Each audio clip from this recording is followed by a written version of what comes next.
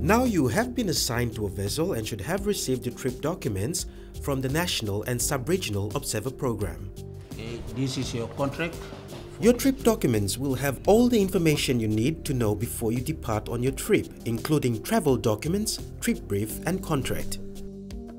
One of the most important documents is your contract.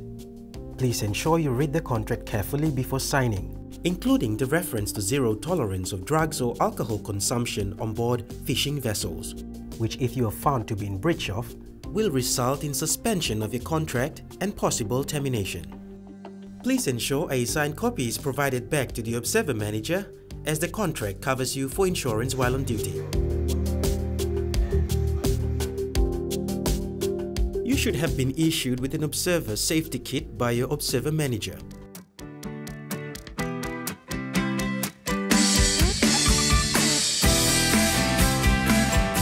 The safety kit will generally include a life vest, PLB, and two-way satellite device. Please familiarize yourself with the safety equipment and how to operate equipment in an emergency. There are three life vests commonly used by ROPs in the WCPFC, the PFD Australia, Roaring Forties and Stormy Seas. To fit the Roaring Forties and PFD Australia, slip the vest on and clip the waist buckle together, then tighten around your waist and close the zip. The Stormy Seas yoke-style vests fit similarly and should be put on over each shoulder and fit the chest buckle. There are two types of waist buckle: a plastic belt buckle that can be simply clipped together and a metal buckle that needs to be fitted together. There is also a crotch strap on some vests that will need to be fitted to prevent the jacket from slipping off when entering the water. The crotch strap also ensures you float correctly if you're unconscious when in the water. All life vests have a whistle and a mouthpiece for manual inflation. You can blow into the mouthpiece to inflate the life vest if it doesn't inflate sufficiently when you enter the water. Some vests will also have a light attached, which activates on contact with water. We can now go through how each life vest operates. They are all automatic inflation life vests fitted with a switch which activates on contact with water. This triggers a pin into the CO2 canister that will cause it to discharge and inflate the vest very quickly. Please note that once the CO2 canister has been discharged and the switch comes in contact with water, they will both need to be replaced and the life vest serviced before reuse.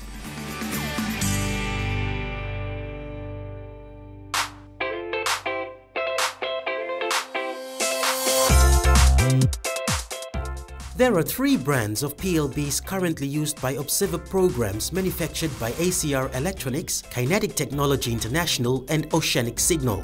These devices are very easy to operate, being simply a personal electronic transmitter used to alert rescuers that there has been a life-threatening man overboard situation, or MOB, and rescue is required.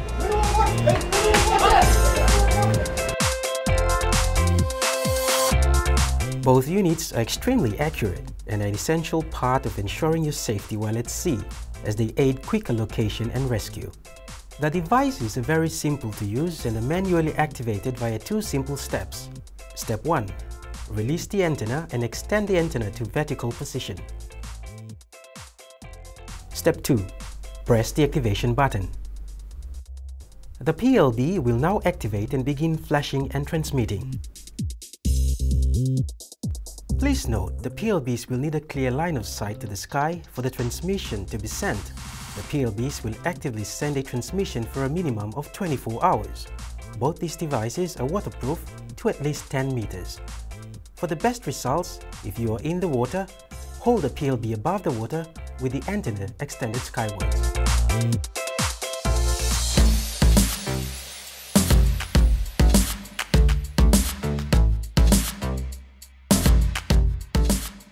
While the PLB is only useful for one-way emergency communication, for example, sending signals from the PLB to emergency search and rescue services, they are not capable of receiving messages.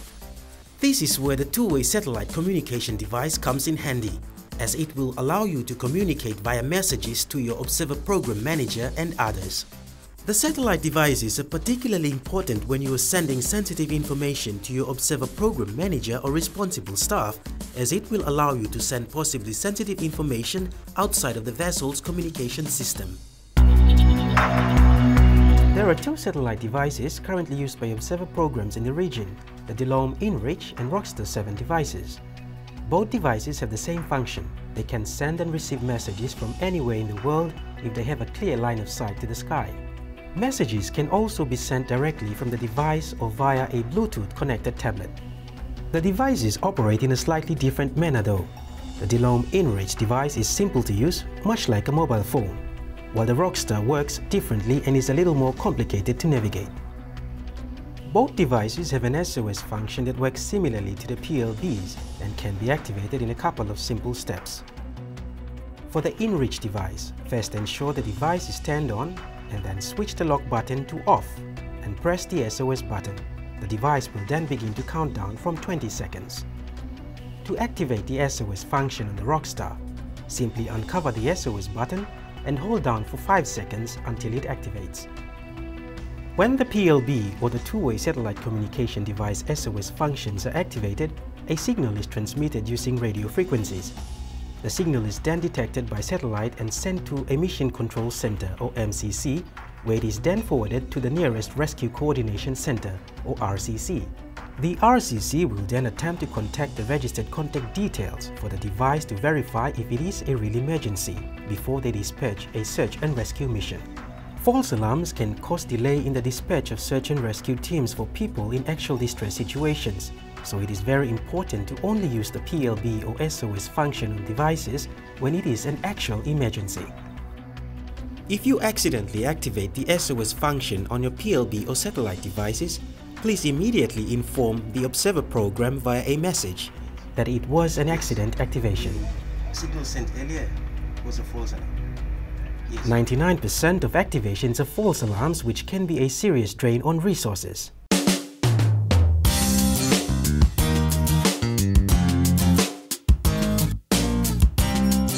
All your equipment should have been inspected by the safety officer and/or placement officer.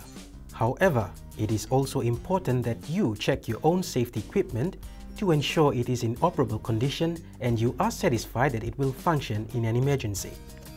Here's a few quick checks you can do to make sure the safety equipment will function correctly when needed. For the life vest, check for the following. Check that the cap on the switch is still green and the plastic tab is still present. Also check to make sure there is no wear on the life jacket that could affect its use. For the PLBs, make sure there is no physical damage to the device, there is no condensation in the PLB, and with the KTI PLBs, ensure the sticker has not been torn. Please also note that the PLBs have a test button. However, please avoid testing the beacons as this consumes battery power and the devices may render the button inoperable to conserve power. The PLB devices will be tested annually by a designated staff member in each ROP. To test a two-way satellite communication device, ensure the device turns on and send a test message before departing. Make sure you receive confirmation the message has been received before departure. If you are unsure how to operate the safety equipment, please ask the placement officer or senior ROP staff member. Remember, the safety gear is there to be used and you are required to wear your life vest at all times when on deck, regardless of the circumstances. Also ensure that you always know where your safety equipment is, as you do not want to have to search for it in an emergency.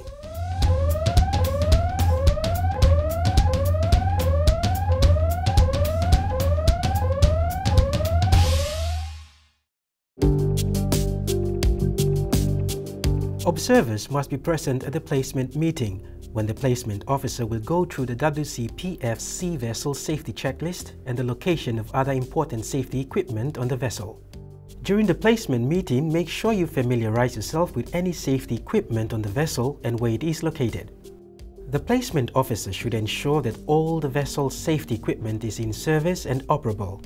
The vessel safety equipment includes life raft, flares, EPIRBs, communication equipment, fire extinguishers, navigation equipment, and first aid equipment. In addition, please ensure you send your departure, weekly and transit records as per your contract so that your safety, well-being and trip progress can be monitored.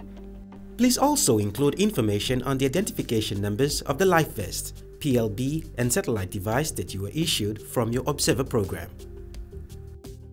You are representing your country and region as the eyes and ears of the government while on observer duty.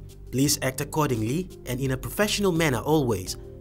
Inappropriate behavior will not be tolerated. Finally, good luck on your trip and remember, put safety first at all times. Look after your observer's safety gear because at the end of the day, the safety gear is there to look after you and get you home to your family.